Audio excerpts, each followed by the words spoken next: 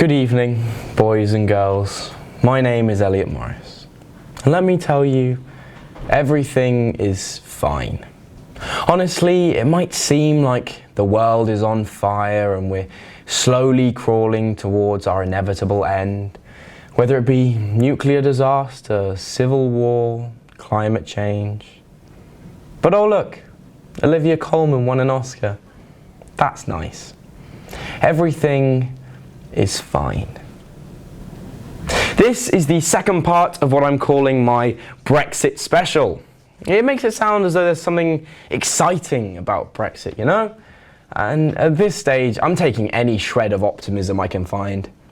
So when we last touched on this story, we had 18 months till Brexit Day, Theresa May had lost 12 seats, £1 billion, and there was still no Brexit bill in sight. But then the official negotiation process began.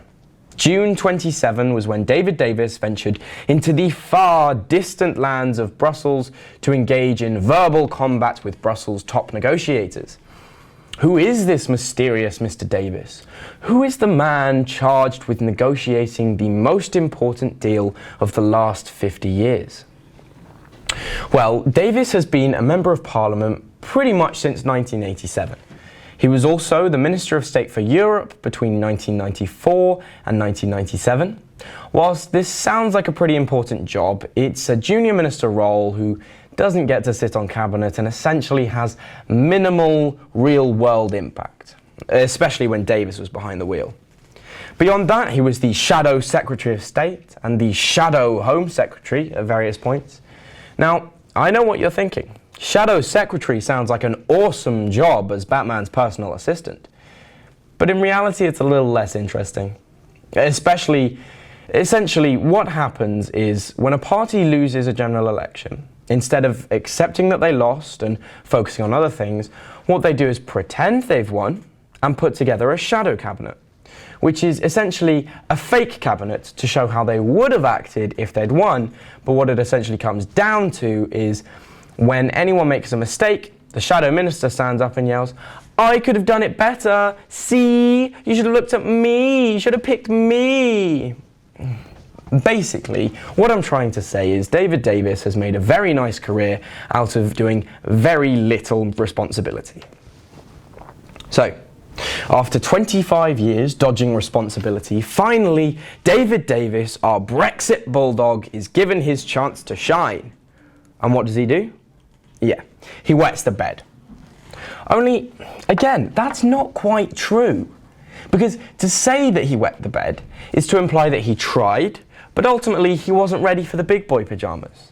But in reality, he 100% could have tried to not wet the bed, but he was just too goddamn lazy to get out.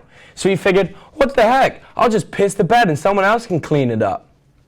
Davis reportedly only worked 3 days a week when he was in Brussels.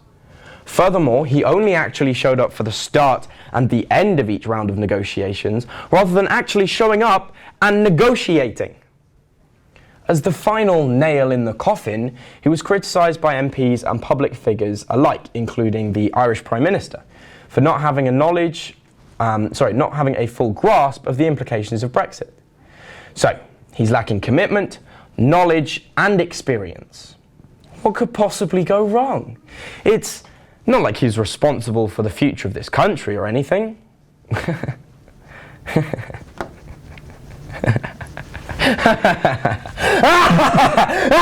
The rest of 2017 was fairly uneventful. Brexit was in the news week after week, but it was mostly the same story. Negotiations were slow, the Conservatives were busy with party infighting, and Labour were missing in action. The next major development in this epic saga was a year later, in July 2018. After a meeting at the Prime Minister's country residence in Chequers, Theresa May's cabinet produced their plan for a Brexit deal, dubbed the Chequers Deal. Here would be a perfect opportunity for some awful joke about Brexit being a game, or some clever pun talking about May playing checkers and the EU playing chess, but honestly, at this point, I'm a broken man. I don't know what I'm doing. The Chequers Deal stated that the UK wanted to keep a free trade deal with Europe, and in order to achieve this, they would stick to the current EU standards. It also stated that there would be no need for a hard border in Ireland because we would still adhere to the EU regulations. It would end contributions to the EU, which would include the £350 million per week as stated by the bus, as well as ending free movement.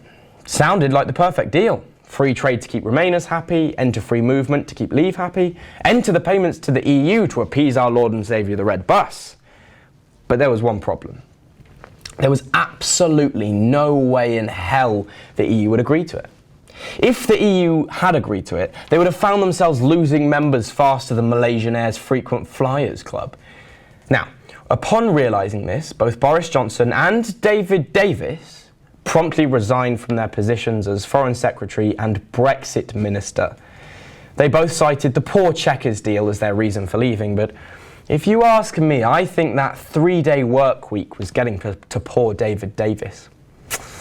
The deal received lots of criticism from the Conservative backbenchers, many of whom once again had the opportunity to be involved or contribute in, well, any notable or productive way, but instead decided to just yell, "I could have done it better, wah wah wah, I'm Jacob ReesMogg and I look like Walter the Softie grew up and joined the Tories." But we'll get on to that later. And so Theresa May appointed a new Brexit secretary, Dominic Raab, and the renegotiation process re-begun. We brought the Chequers deal to the EU, they laughed at us for a bit, and we went home again, tails between our legs. In September 2018, the EU officially rejected the Chequers deal, and Michel Barnier told the negotiation team that they needed to rethink their plan. The main point of contention was membership of the European single market. Now, to put it simply, it's one of the perks of being a member of the EU. It allows free trade between all EU countries, providing that they adhere to the trading standards highlighted. It's pretty great, right? In fact, about 44% of our exports and 53% of our imports come from EU members. So, obviously, remaining a part of that market would be pretty sweet.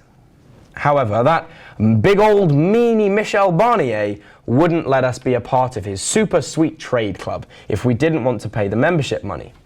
What a shock. Anyway, Barnier said we were cherry picking, Raab said the EU weren't being lenient enough, and it all devolved into a process of name calling before the renegotiation process begun. It was another 2 months before finally, in November 2018, Theresa May proudly announced that her negotiation team and the EU had come to an agreement on the final-ish Brexit bill. She came home, made a victorious announcement that the whole 4 months before the deadline, she had a final agreement. And then everyone threw a shit fit.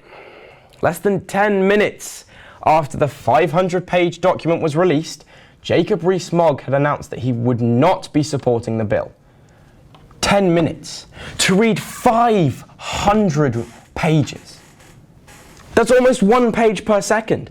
Why is no one talking about this? Is he a cyborg, an alien lizard man, a power-hungry liar who would say and do whatever it takes to undermine his opposition? Who can say? Many more MPs followed Mogg's lead and began to shoot down her Brexit bill.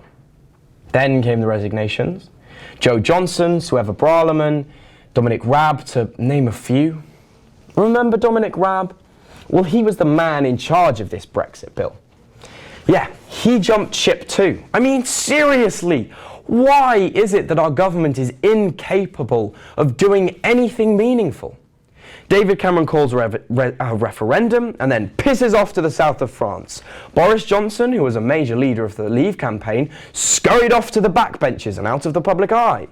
David Davis fails to negotiate anything and then runs away back into irrelevancy.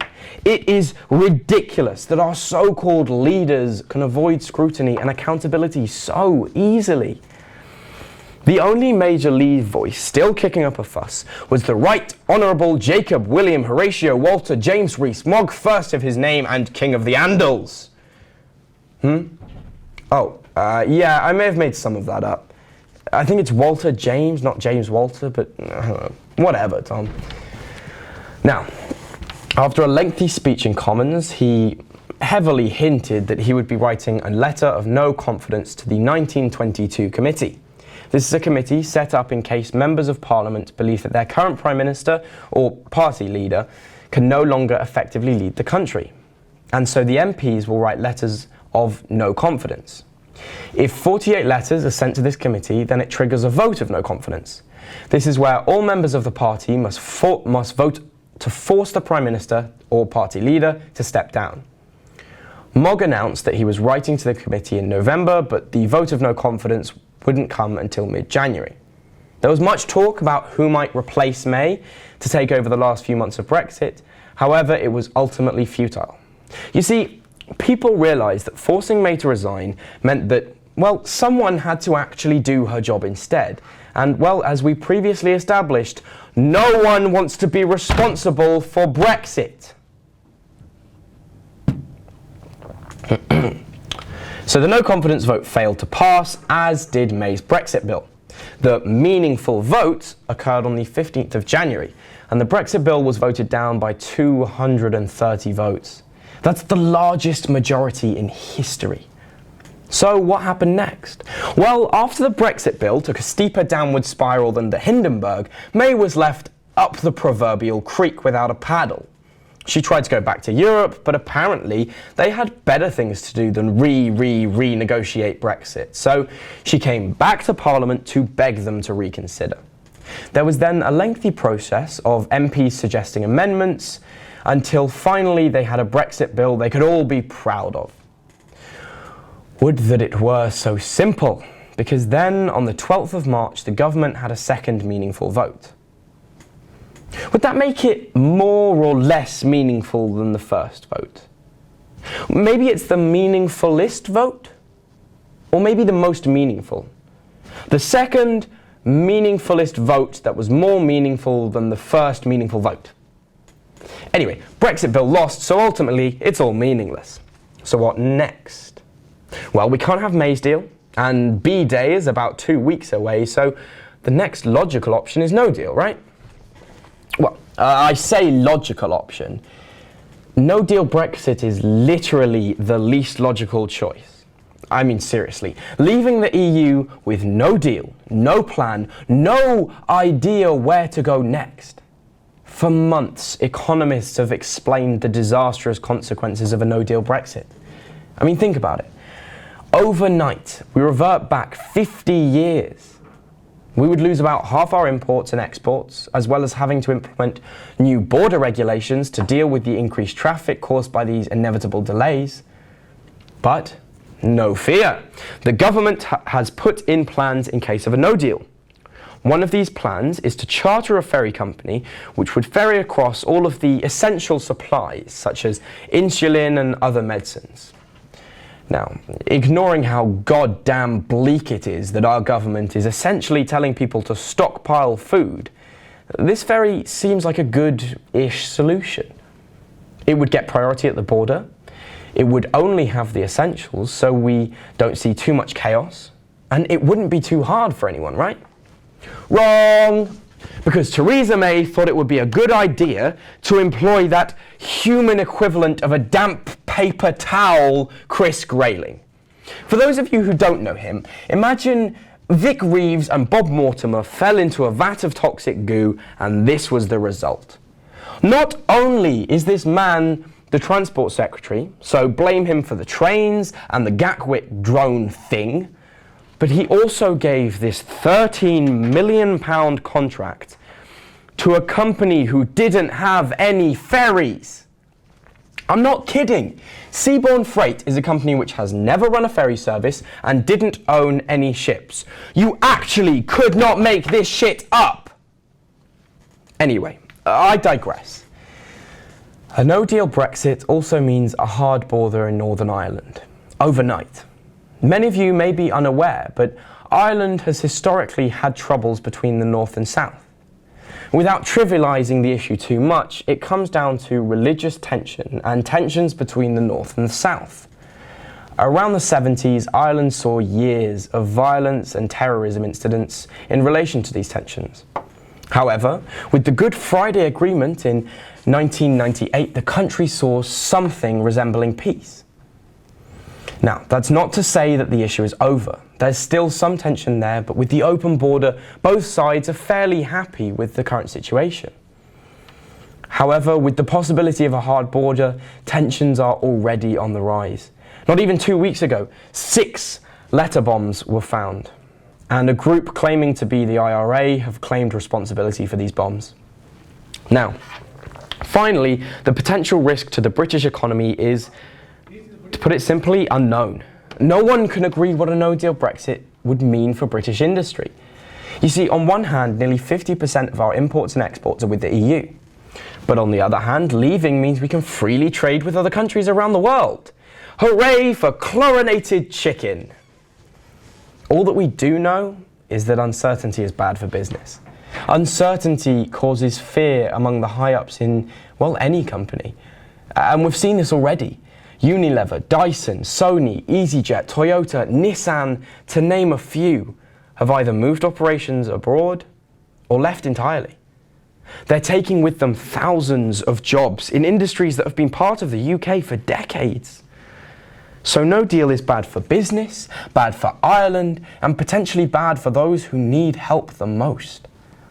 So why on earth would any politician back a no-deal Brexit? In short, money. Remember that human bag of garbage, Jacob Rees-Mogg? Well, he's one of the few last vocal supporters of a no-deal Brexit. And I watched a very interesting Channel 4 interview recently, where it was revealed that since the 2016 referendum, Somerset Capital, which is the investment firm he set up and owns 15% of, has seen increased profits, with £47 million to allocate to members of the fund from the last 2 years. Now, if we do some basic maths, 15% of that money is roughly £7 million, which suggests that Jacob Rees-Mogg has been allocated around £7 million from his investment fund since the referendum. Now, when questioned on this, he responded, "Curiosity is a perfectly understandable human emotion. Does not mean there's an entitlement to that information." Are you kidding me? A perfectly understandable human emotion. Could you sound any more like a lizard man if you tried? Anyway, he basically refused to comment, even when pressed on the fact that since the referendum, his fund has begun to move its operations overseas. This indicates a lack of faith in no-deal Britain. This caricature of a man is putting his own financial interests beyond the interests of the country at large. It's irresponsible, corrupt, and unfortunately, indicative of the global political situation. But back to Brexit. The very next day, March the 13th, the government had not one, but 2 votes on no-deal Brexit. The first was a vote to categorically reject a no-deal Brexit, which thankfully passed by 4 votes. The second vote was then to leave the EU, but with a managed no-deal Brexit. This is a phrase about as meaningful as the meaningful vote, or the more meaningful vote, or the most meaningfulest vote. But regardless, the vote failed. 164 votes to 374. So, we won't be having May's deal, we won't be having no deal. What next? Well, yesterday, March 14th, the House voted to extend Article 50. That was the ticking time bomb, remember? Well, in order to do that, they have to request an extension from the EU. And at the time of recording, we're still waiting to hear back from the EU. Looking forward, who knows where this roller coaster will take us next? Will we get a new deal? Will we remain in the EU? Will there be a second referendum? When will Jacob Rees-Mogg finally take off his skin suit and reveal to us all that he has been a lizard man all this time? Who knows? On a serious note, this whole 3-year farce is so symbolic of the era in which we live. Our future hangs in the balance.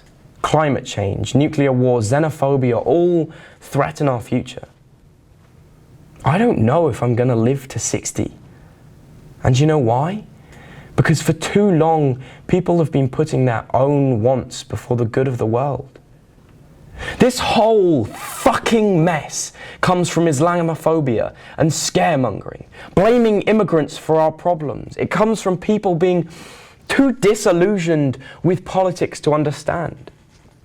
For too long, politicians have lied and cheated, and now people don't know who to trust. It comes from a media obsessed with clickbait and sensationalism, blaming the EU for all their problems because it's easier than trying to deal with them. And it has to stop. But it won't stop.